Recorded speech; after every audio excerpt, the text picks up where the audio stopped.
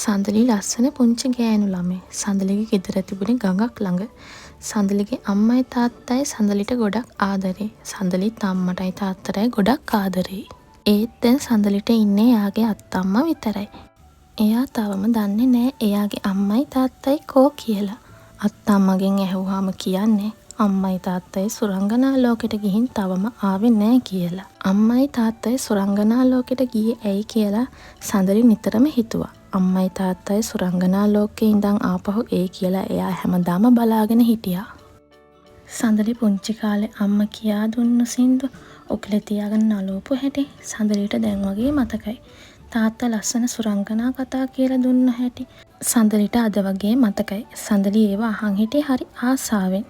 ඉස්සර එයා සෙල්ලම්පත් වෙලා අම්මටයි තාත්තටයි කවුප්පු හැටි එයාට හේනුනුත් පේනවා. ඒවා මතක් වෙනකොට සඳලිට හරිම දුකයි. ඒත් සඳලි දුකෙන් පාළුවෙන් ඉන්නවට එයාගේ පුංචි යාළුවෝ කැමති නෑ. සඳලි එනකන් එයාගේ යාළුවෝ ගම් ඉවුරට වෙලා හැමදාම බලාගෙන ඉන්නවා. කුරුල්ලෝ පළතුරු කඩාගෙන දෙනවා. සමනලෝ එයාගේ වටේ කැරකෙනවා. පුංචි හාපුංචෝ සඳලිට hina යන කල්ම පිනුම් ගහනවා. සමහර දාට කළුවර වැටෙනකම් පුංචි සඳලි යාළුවොත් එක්ක සෙල්ලම් කරනවා. ඒත් අම්මයි තාත්තයි දැක ගන්න තිබුණ ආසාව නම් චුට්ටක්වත් අඩු වුණේ නෑ. සඳලි අහලා තිබ්බ සුරංගනාවෝ ඉන්නේ රැට කියලා. ඒ නිසා එයා හැමදාම රැට අහස දිහා බලාගෙන ඉන්නවා. අම්මයි තාත්තයි එනතුරු නිදිමත හැදුනහම ගිහින් නිදා ගන්නවා. සමහර දවස්වලට පිළ උඩම නිින්ද යනවා. ඒත් තවම එයාගේ අම්මයි තාත්තයි නම් ආවේ නෑ. එදා ලස්සන හැන්දෑවක්. ගේ පහලින් ගලාගෙන යන දියපාරට ඉරේලිය වැටිලා ලස්සනට දිලිසෙනවා. දියපාරත් එක්කම තරඟට වගේ කුරුල්ල පියාඹනවා. පුංචි සඳලි වෙනදා වගේ කලෙත් තරම් ගම් ඉවුරට ගියා. එයාගේ යාළුවොත් එක්ක ටිකක් සෙල්ලම් කරලා වතුර කලෙත් අරගෙන සඳලි ගෙදර ආවා.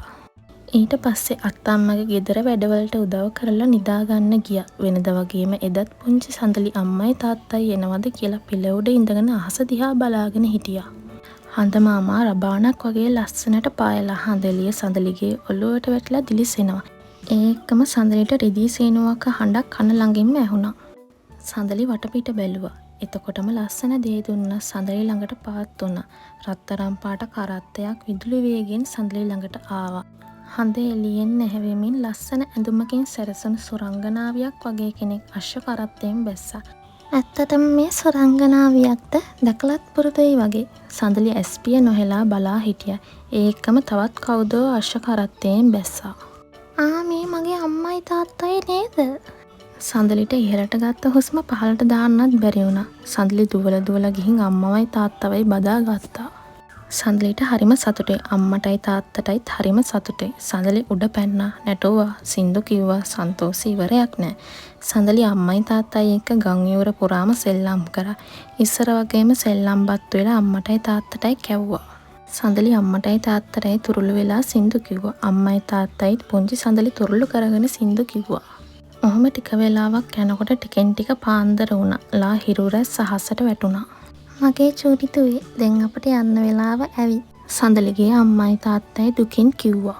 අනේ යන්න එපා, මාව දාලා යන්න එපා. සඳලි අඬන්න පටන් ගත්තා. අනේ චූටි තුවේ අපිට මේ ලෝකේ ඉන්න පුළුවන් ඉර පායනකම් විතරයි. ඉර පායන්න කලින් අපි ආපහු යන්න ඕනේ. ඒත් අපි මේ වගේ හැමදාම එන්නම් අපේ චූටි දුව බලන්න. අම්මයි තාත්තයි කිව්වා. එතකොටම ආයෙත් දේ දුන්නක් එතනට පහත් වුණා. රත්තරන් කරත්තයක් වලාකුළු අතරින් එතනට ආවා. අම්මයි තාත්තයි ඒ එක්කම නොපෙනී ගියා. සඳලි වටපිට බැලුවා. කන්දෝලින් යන්තමින් ඉර පායගෙන එනවා. රෑ පිපුණු සේපාලිකා මල්වල සුවඳ හැමතැනම හමනවා. පාට පුංචි පොහොට්ටු පිපෙන්න බලාගෙන ඉන්නවා. මුළු ලෝකෙම වෙනදට වඩා ගොඩක් ලස්සන වෙලා වගේ සඳලිට දැනුණා. ඇත්තටම මං දැක්කේ හීනයක්ද? නැත්තම් ඇත්තක්මද? සඳලිට හිතා ගන්න බැහැ. කොහොම වුණත් මම මගේ අම්මවයි තාත්තවයි දැක්කනේ. සඳලිගේ මුහුණ පුරා ලස්සන හිනාවක් ඇඳුණා.